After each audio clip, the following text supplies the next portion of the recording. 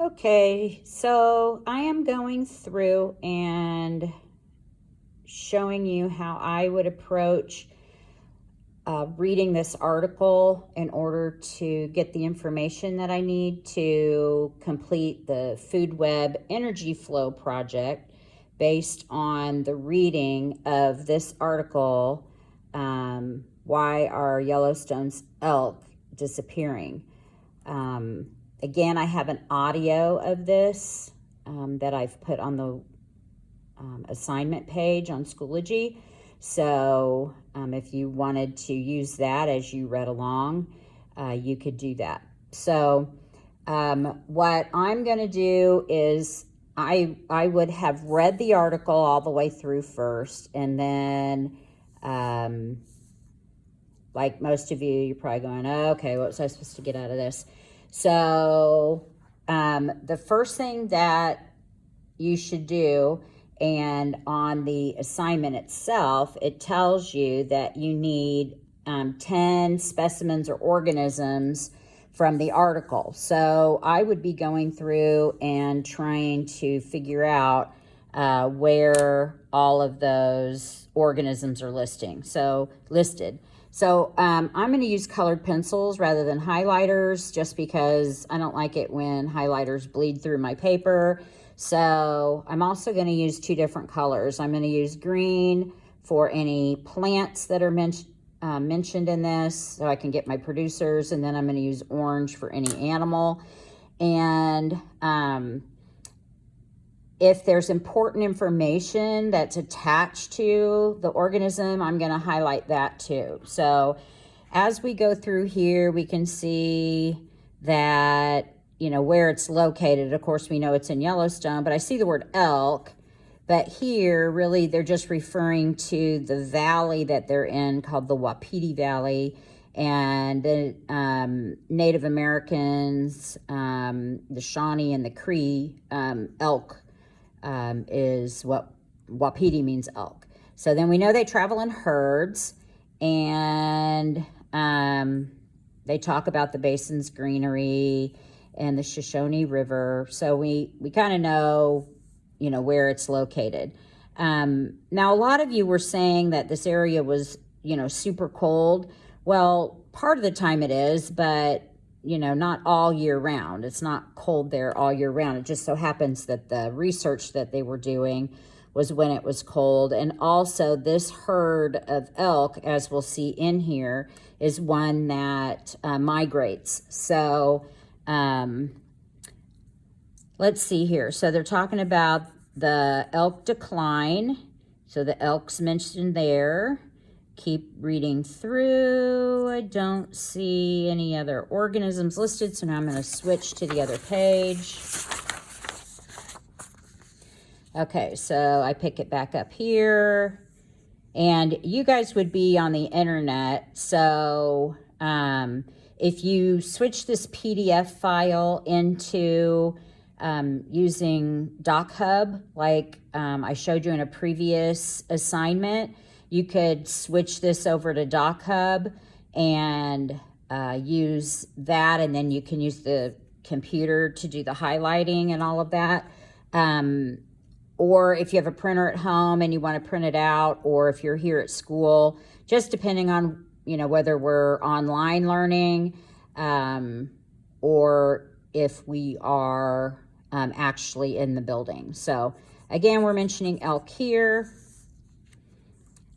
Elk have long been a fixture, so we know they've been around. It talks about they were once very abundant, but apparently they're becoming scarcer, so there's less of them. It even says that one population went from tens of thousands of elk to just a few thousand. Here's where they talk about elk migrating into the national park. And then they mention calves. So a baby elk is called a calf, just like it would be for a cow. So elk, and now they say hunting. So if we have elk hunting, then that must mean that we've got humans that are doing that. That's just an assumption, and we'll see where humans are actually mentioned. So then we go on down. Now we finally have reached gray wolves, once hunted to near extinction. So again, wolves were hunted almost to the point where they were extinct. And then they were reintroduced. And we watched a 4-minute video, a really good one that, showed kind of where the populations are now, and just what a benefit it has been for the wolves to be reintroduced. So they were here in large numbers. People didn't like them, so they hunted them to near extinction, and then they reintroduced them like around 1995. So we know that they're predators, so predator-prey. We also know they're having some problems in that ecosystem because it's imbalanced. Okay, going on through, according to popular logic. So does that mean that that's factual scientific information? Probably not. We experience a lot of this popular logic stuff going on in the news as far as COVID and all that stuff. So, but there was a lot of belief that the wolves were preying on the elk, keeping the grazers' population in check. So an elk is a grazer. So that tells us here, if you're grazing, you are probably going to be a herbivore. Now, I know this. We should know this term, but we should also recognize it from prior knowledge. You guys learned about this as freshmen. So it kept the grazers' population in check, which allowed dwindling aspen populations. So, whoops, wrong color. Aspen populations dwindling. If you don't know what that word means, you should always be marking words you don't know, but dwindling means declining. And then it says it allows for the beavers that feed on them to rebound. Oh, whoops. Darn it. That should have been orange. So orange. But what that tells you again is that the beaver eats aspen trees. And so that means they're herbivores also. Now, you think about an elk eating an aspen tree like a beaver would. Remember, the elk were eating them like when they were little saplings, so not allowing them to grow to, their full size. Okay, so then it goes on and it says that they affirmed that information. That's a positive term. And so then we're mentioning wolves and elk again. They were a little concerned that the wolves were stressing out the elk. But as we keep reading, as the wolves proliferated, that's a big word again. You may not know that. Should look those things up. That's how we improve our grammar.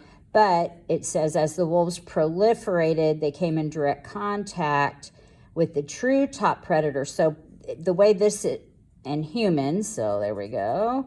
But that should tell you proliferation means increased. So now that their population's increased, they're coming into more contact with humans. They would move toward their homes. Occasionally, they might go after livestock. So out west, you're probably looking at cattle, possibly sheep out there as well. Some people are raising bison for sale for their meat as well. So they're livestock and occasionally pets. So, a kitty cat, a little puppy, if they're wandering around out there and a wolf is hungry enough, they're probably going to eat those. So that was making them mad. So the hunters, so again, a hunter that's a human, wanted to get rid of them. but the conservationists are saying, no, no, don't. So everybody's kind of fighting about it, going into court saying, what can we do? So in the background, we've always got researchers trying to give some good, significant information that really has statistical evidence. So at first they were saying, well, this must say that the wolves are bad, but it says they were indirect observations. So they didn't actually see this. They didn't have data collected. So somebody comes along and says, well, if we really want to effectively manage these, we need to be doing some good research, some reliable data. So there was another student that got involved so that they could do some more investigations.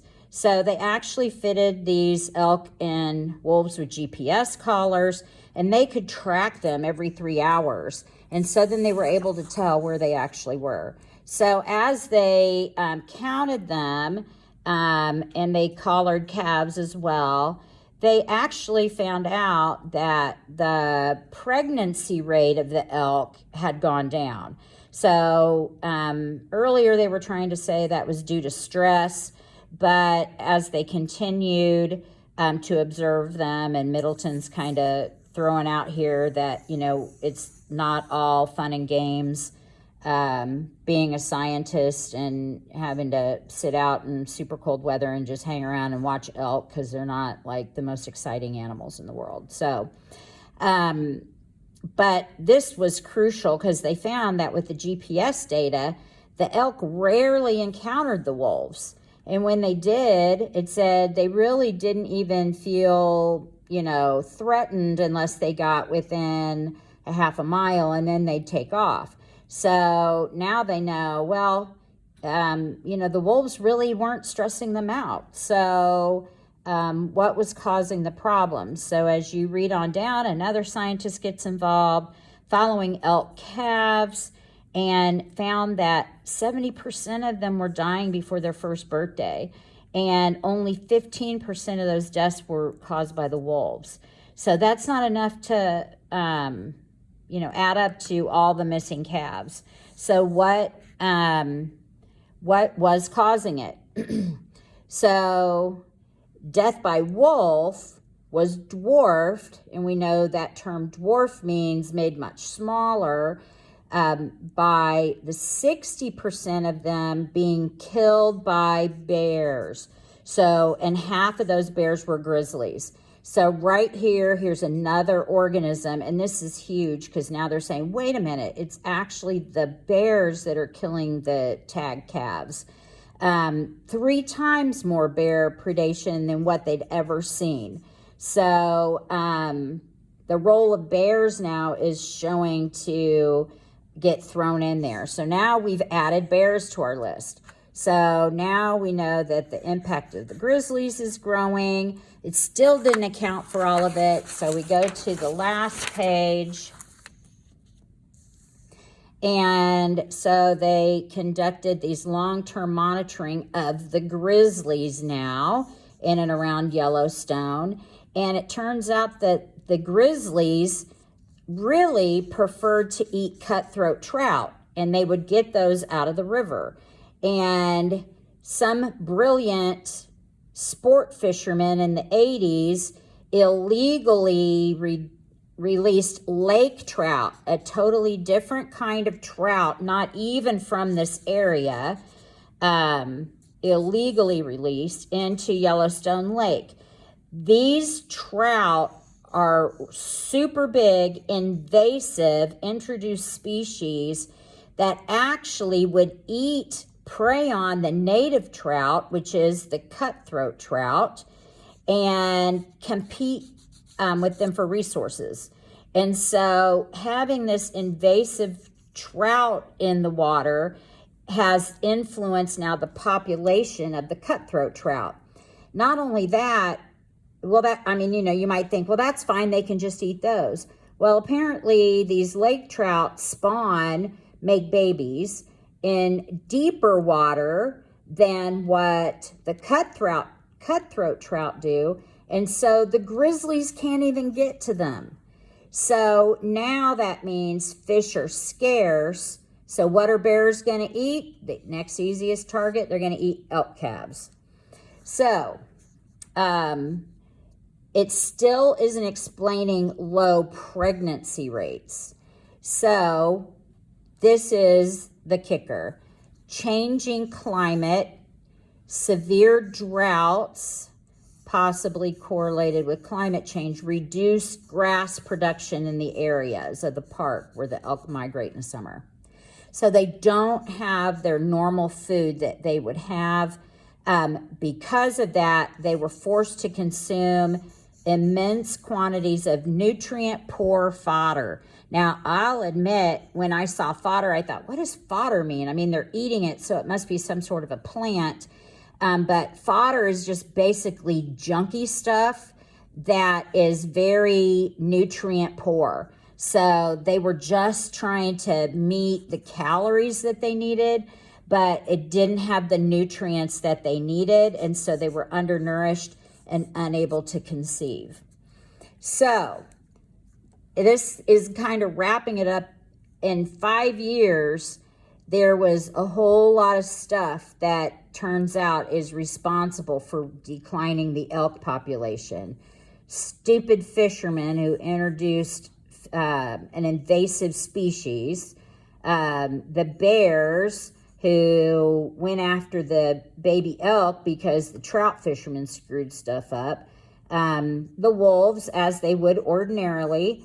Here's the fish mentioned, 2 types, cutthroat trout, which is native, and the invasive lake trout, climate change, and then there's probably some other stuff that they don't even know. So basically, this bottom line here, the elk population in Yellowstone is at the mercy of a much larger human-altered ecosystem. So here we go. We're trying to follow, the flow of nutrients and why this ecosystem has been disrupted. And guess who is kind of behind it? Us. So now you have all of that information. What are you going to do with it? I'm going to show you that in the next video.